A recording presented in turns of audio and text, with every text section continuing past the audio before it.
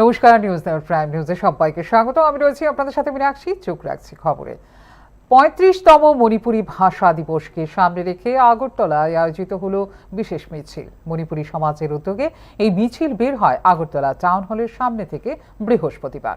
মণিপুরী ভাষা ও সংস্কৃতির সংরক্ষণ এবং প্রসারের বার্তা তুলে ধরতেই এই কর্মসূচি।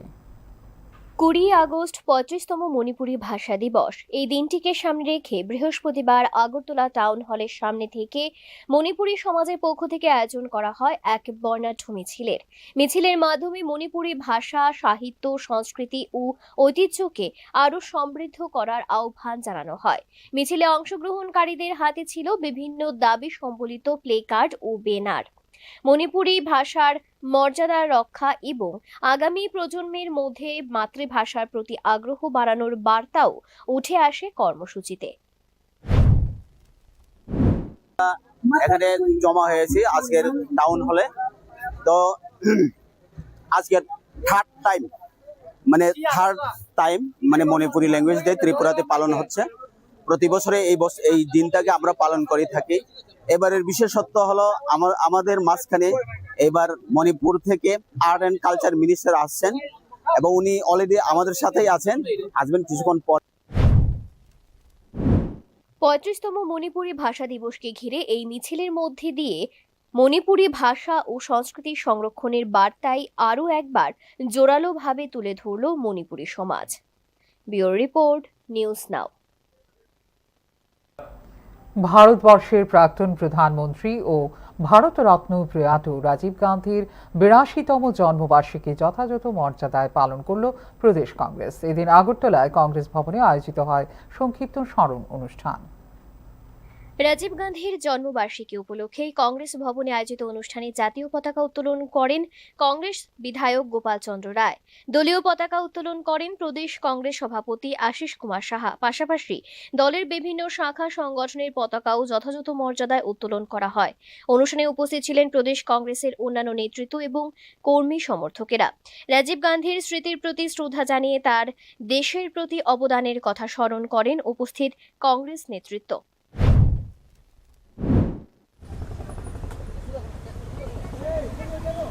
ভারতবর্ষের প্রাক্তন প্রধানমন্ত্রী ভারতরত্ন প্রয়াত রাজীব গান্ধীজির ৮২তম জন্মজয়ন্তী এই দিনে সমগ্র দেশের সঙ্গে আমাদের রাজ্যে প্রদেশ কংগ্রেসের পক্ষ থেকে যথাযোগ্য মর্যাদার সঙ্গে এই দিনটি পালিত করা হচ্ছে। প্রথমেই আমরা পতাকা উত্তোলন এবং রাজীব শ্রদ্ধা স্মরণ ও দলীয় পতাকা উত্তোলনের মধ্য দিয়ে প্রদেশ কংগ্রেসে পালিত হল প্রয়াত প্রধানমন্ত্রী রাজীব গান্ধীর ৮২তম জন্মবার্ষিকী। ব্যুরো রিপোর্ট, নিউজ নাও। ৪০০ জনেরও বেশি ছাত্রছাত্রী অথচ শিক্ষক মাত্র ৪ জন। তীব্র শিক্ষক সংকটের অভিযোগে এবার রাস্তায় নামলেন অভিভাবকরা। স্কুলের গেটে তালা ঝুলিয়ে হলো বিক্ষোভ। কুমারঘাট মহকুমার Kanchanbari Dhansingh Choudhury English medium memorial HS স্কুলের মর্নিং সেকশনে দীর্ঘদিন ধরে শিক্ষক সংকট রয়েছে বলে অভিযোগ অভিভাবকদের। তাদের দাবি, বিপুল সংখ্যক ছাত্রছাত্রীর জন্য পর্যাপ্ত শিক্ষক না থাকায় ব্যাহত হচ্ছে পঠন পাঠন। সমস্যার দ্রুত সমাধানের দাবিতে স্কুলের সামনে জড়ো হন অভিভাবকরা। সন্তানদের সঙ্গে নিয়ে রাস্তায় নেমে বিক্ষোভ দেখালেন তারা। পরিস্থিতি উত্তপ্ত হয়ে উঠলে স্কুলের গেটের তালা ঝুলিয়ে দেওয়া হয়। অভিভাবকদের অভিযোগ, বারবার সংশ্লিষ্ট কর্তৃপক্ষের কাছে বিষয়টি জানানো হলেও এখনো সমস্যা স্থায়ী সমাধান হয়নি। ফলে বাধ্য হয়ে আন্দোলনের পথে নামতে হয়েছে তাদের।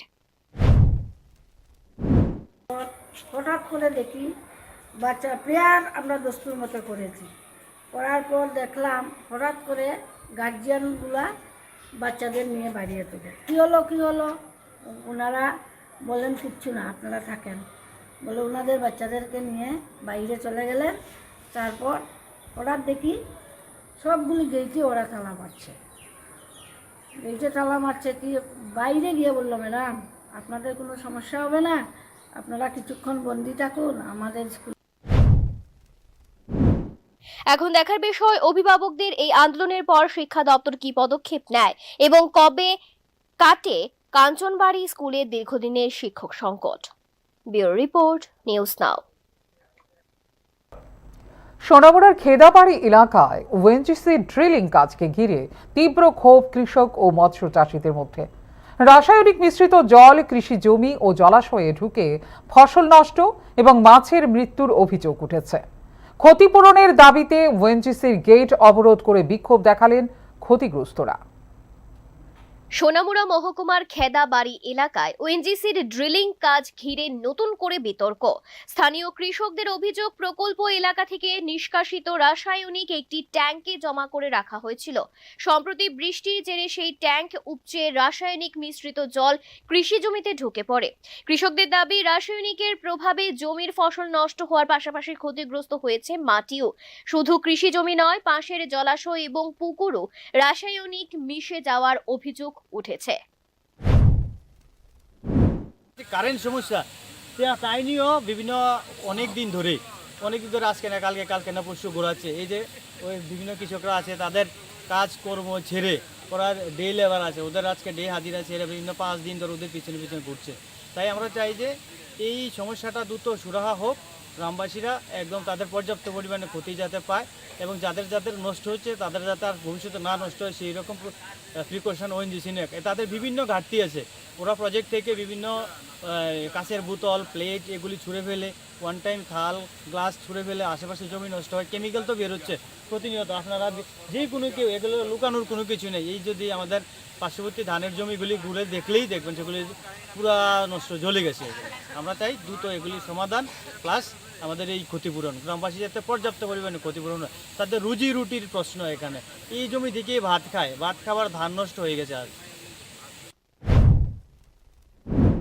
ক্ষতিগ্রস্তরা বিষয়টি সোনামুড়া মহকুমা প্রশাসনকেও জানিয়েছেন বলে দাবি। তবে রাসায়নিক দূষণের অভিযোগ নিয়ে এখনো ওএনজিসি কর্তৃপক্ষের আনুষ্ঠানিক বক্তব্য সামনে আসেনি।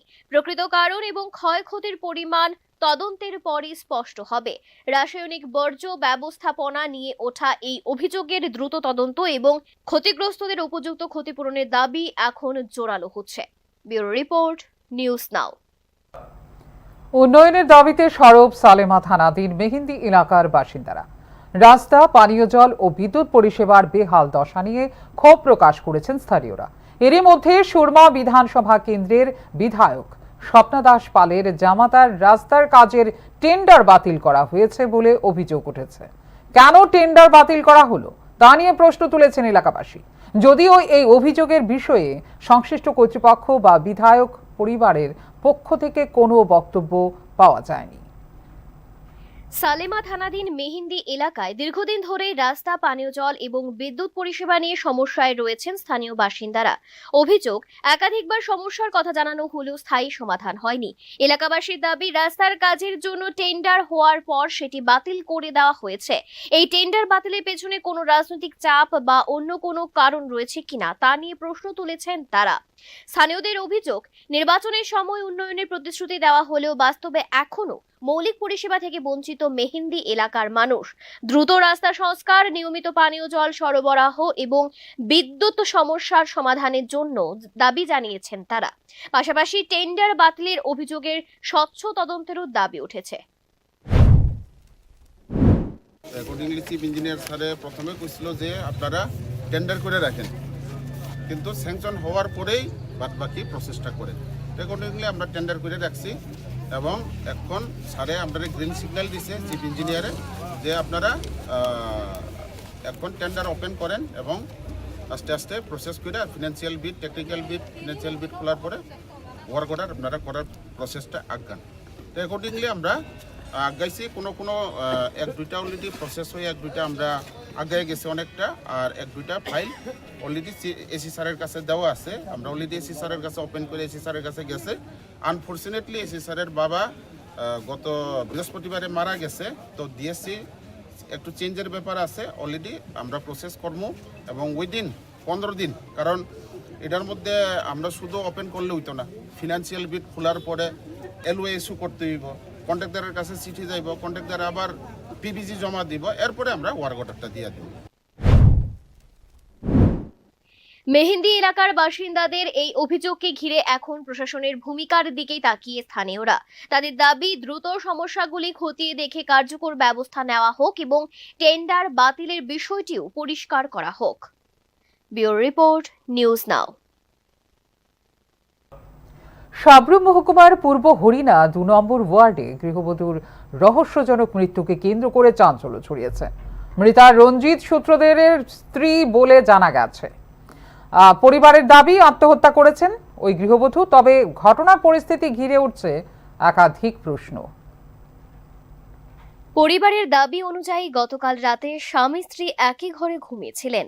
সকাল 8:30 নাগাদ রঞ্জিত সূত্রধর ঘুম থেকে উঠে পাশের একটি ঘরে তার স্ত্রীকে আগুনে পুড়ে পড়ে থাকতে দেখেন। এরপরে ঘটনাটিকে ঘিরে চাঞ্চল্য ছড়ায়। স্বামীর দাবি তার স্ত্রী আত্মহত্যা করেছেন, কিন্তু একই বাড়ির পাশের ঘরে এমন ঘটনা ঘটার পরও তিনি কিভাবে বিষয়টি টের পেলেন না তা নিয়ে প্রশ্ন উঠছে। আগুন লাগার সময় ধোঁয়া, গন্ধ কিংবা কোনো অস্বাভাবিক শব্দ তার নজরে পড়েনি কেন? সেই প্রশ্ন সামনে এসেছে। নাম কি? রঞ্জিত শুক্লদাস, বাড়ি কোন জায়গাতে? পূর্ব হরিণা ৩ নম্বর ওয়ার্ড। কি তো হয়েছে আজকে আপনার ওয়াইফের? আমি ঘুমে আসছিলাম, সুইসাইড করছি। হ্যাঁ, সুইসাইড করছে। কেমনে বুঝছেন সুইসাইড করছে? সূর্য হয়েছে, রাতে তো আগুন জ্বলে। কোনখানে আগুন জ্বালা দেখছেন? ঘরে ঘরে? নিজের ঘরেই? না, যেখানে ওই ঘরটাতে ছেলে থাকতো আর কি, যতদিন বাড়ি ঘরে ছিল। হ্যাঁ। ঘটনার তদন্ত চলছে। ময়নাতদন্ত ও অন্যান্য পরীক্ষার রিপোর্ট পাওয়ার পরই মৃত্যুর প্রকৃত কারণ সম্পর্কে নিশ্চিত হওয়া যাবে। ব্যুরো রিপোর্ট, নিউজ নাও। একাধিক দাবি দাওয়া নিয়ে অভয়নগর সমাজ কল্যাণ ও সমাজ শিক্ষা অফিসের সামনে রাস্তা অবরোধ করলেন অঙ্গনওয়াড়ি কর্মী ও সহায়িকারা। তাদের অভিযোগ, দীর্ঘদিন ধরে বিভিন্ন দাবি জানানো হলেও এখনো পর্যন্ত সমস্যাগুলির স্থায়ী কোনো সমাধান হয়নি। একাধিক দাবি দাওয়া নিয়ে বৃহস্পতিবার অভয়নগর সমাজ কল্যাণ এবং সমাজ শিক্ষা অফিসের সামনে রাস্তা অবরোধ করলেন অঙ্গনওয়াড়ি কর্মী ও সহায়িকারা। তাদের অভিযোগ, দীর্ঘদিন ধরে বিভিন্ন দাবি জানানো হলেও এখনো পর্যন্ত সমস্যাগুলি স্থায়ী সমাধান হয়নি। অঙ্গনওয়াড়ি কর্মী এবং সহায়িকাদের নিয়মিতকরণ, সম কাজে সম বেতন, আদালতের রায় অনুযায়ী সুদ সহ গ্র্যাচুইটি প্রদান, সুপারভাইজার পদে 50% প্রমোশন, অবসরের বয়স 65 বছর করা এবং অবসরকালীন পেনশন বৃদ্ধির দাবি জানানো হয়েছে। এছাড়াও পুজোর বোনাস হিসেবে 10,000 টাকা, পোষণ ট্র্যাকের ব্যবহারের জন্য ল্যাপটপ ও রিচার্জের ব্যবস্থা এবং বাজার দরের সঙ্গে সামঞ্জস্য রেখে পোষণ আহারের অর্থ প্রদানের দাবি তুলেছেন তারা। আজকে আসা আমাদের 10টা দাবি। এই 10টা দাবি সারা জীবনে আমরা দিয়ে যাচ্ছি, কিন্তু ওনারা আমাদেরকে শুধু আশ্বাসই দেয়, কিন্তু কাজের কাজ কিছু হয় না। এই জন্য মেয়েরা অতিষ্ঠ হয়ে, অধৈর্য হয়ে 57টা প্রজেক্টে ত্রিপুরা থেকে সবাই একত্রিত হয়েছে। আমাদের দাবিগুলি পূরণ না করলে আমরা আজকে রাস্তায় বসে যাব। আমার নাম প্রতিমা ভৌমিক, অঙ্গনওয়াড়ি ওয়ার্কার হেল্পার ঐক্য সমিতির প্রেসিডেন্ট, আগরতলা থেকে এসেছি। এখানে সারা ত্রিপুরা রাজ্যের 57টা প্রজেক্টের দিদিমণিরা আছে। আন্দোলনকারীদের দাবি, সরকারের পক্ষ থেকে দ্রুত তাদের সঙ্গে আলোচনায় বসে সমস্যার সমাধানের উদ্যোগ নিতে হবে, অন্যথায় আগামী দিনে আরো বৃহত্তর আন্দোলনের হুঁশিয়ারি দিয়েছেন অঙ্গনওয়াড়ি কর্মী ও সহায়িকারা। Bureau report, news now. সড়ক দুর্ঘটনা সংক্রান্ত মামলায় এক ব্যক্তিকে দোষী সাব্যস্ত করে 5,000 টাকা জরিমানার সাজা ঘোষণা করল খোয়াইয়ের আদালত। ত্রিপুরা পুলিশের প্রেস রিলিজ অনুযায়ী বৃহস্পতিবার খোয়াই জেলা judicial magistrate first class court number 2 এর বিচারক রূপক দেবনাথকে দোষী সাব্যস্ত করেন। তিনি জগৎপুরের বাসিন্দা এবং প্রয়াত মনোরঞ্জন দেবনাথের পুত্র।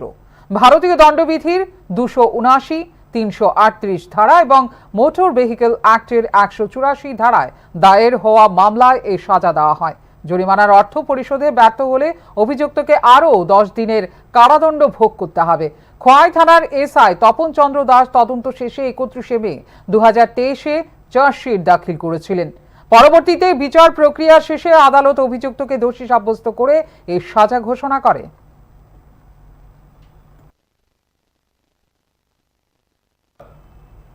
এখনকার মতো এই মুহূর্তে সংবাদ এই পর্যন্ত। অন্যান্য আপডেটস দেখার জন্য অবশ্যই নজর রাখতে হবে নিউজ নাওর পর্দায়। নমস্কার, শুভরাত্রি।